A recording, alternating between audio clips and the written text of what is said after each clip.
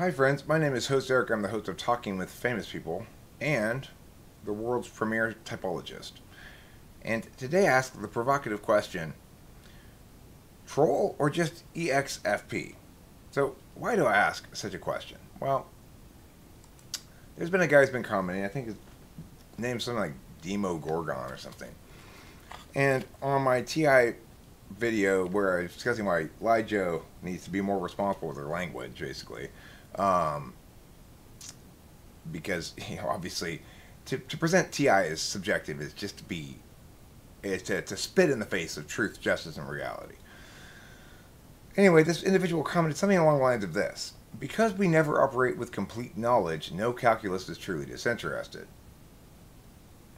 Now, my response to that was, disinterested doesn't mean perfect or fully informed, it means unbiased. And then I added the probably unnecessary sentence, "You're so dumb." What I want to clarify here is that both the person and the data get a status, okay? So that means the data can be either objective or subjective, and the criteria that a person uses can be either subjective or objective. Now, if the criterion is objective, then it's probably just a single criterion, which is logical correctness. Criteria or subjective criteria are almost always occurring in bunches. You've got lots of subjective interests that'll impact your perception on a given thing. The objective calculus is to remove those subjective interests.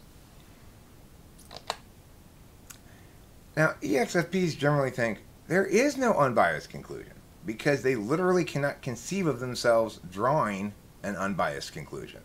They can conceive of themselves potentially not allowing their bias to be absolutely determinate, maybe, but even that it's a tricky understanding for them. And you might say, well, isn't that kind of reductive of EXFPs, Eric? No, it's not. It's absolutely accurate. Just like ESXJs think all knowledge is from experience because they're antipolar. And when you try to explain to them that intuition provides us a lot of understanding of the world without having experienced it before. You never met that guy before, but you've got some sense that he's up to no good.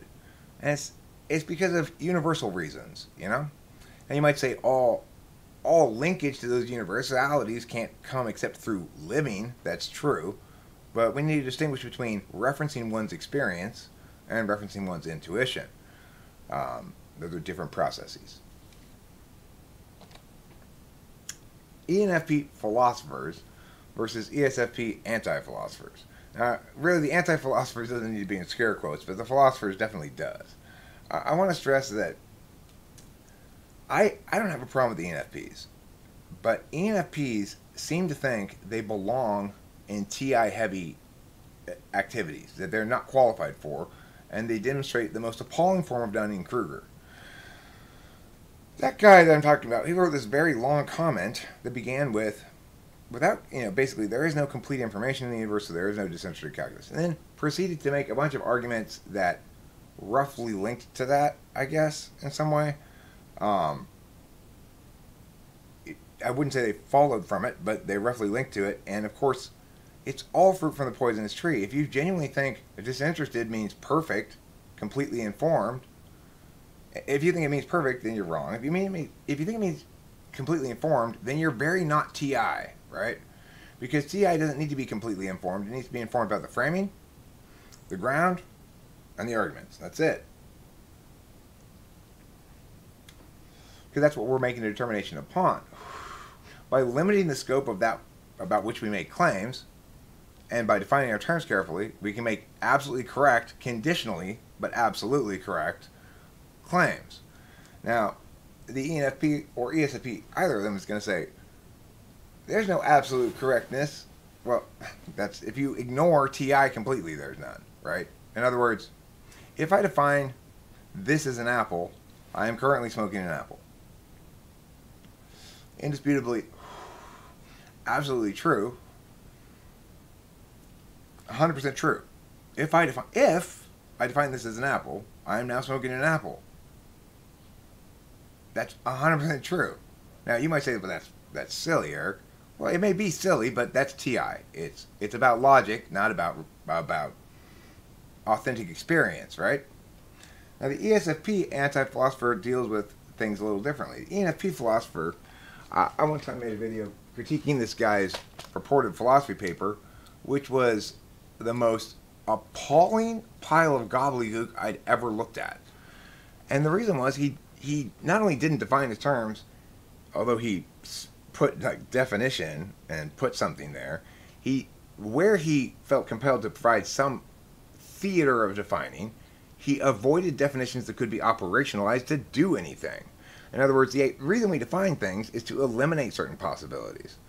If you don't define it meaningfully enough that you can do that, make clear status determinations based on definitions, and you persistently don't do that, and you refuse to do that, and you think that's bad, then you are EXFP. So ENFP philosophers are like, you can't constrain identity with words like that, even though they're constantly trying to make ridiculous claims with words that they have no business even attempting. So, ENFPs, stay out of philosophy, stay out of cognitive functions, stay out of parsing, logical parsing. For some reason, you think you can do it, but you absolutely cannot. ESFP, you don't know me. And this is the difference between fifth slot NI versus fifth slot SI. ESFP says, you can't make statements about me because you don't know my experience. And it's an absolute value for them in the external world that people understand experiences. SI fifth. For the ENFP, it's like, you can't tell people what their identity is because that's precious to them. My NI makes clear to me that holistic truth is determinate. But of course, they're very word-based, so they say a lot of words about it. In some way, I find ESFPs less offensive because they're not as deeply fooled about themselves in some regard as ENFPs are. Just because you're good with language doesn't mean you're good at arguing, at making good reasoned arguments. And if you've never been trained in debate, ENFP, you're a walking nuclear waste site because everything you're saying is predicated on the assumption that because you're good with words, you're good with ideas. You're not. Let's be frank about it.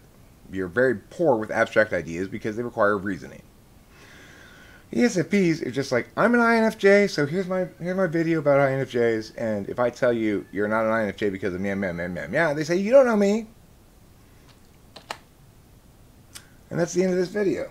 So, actually, there's one more thing I want to say about this video. So, was the guy who put up, without complete information, there is no disinterested calculus, a troll, like I initially thought? His name's like Demon Gorgon or something, Demo Gorgon, or Demo Gorgon or something. I don't know.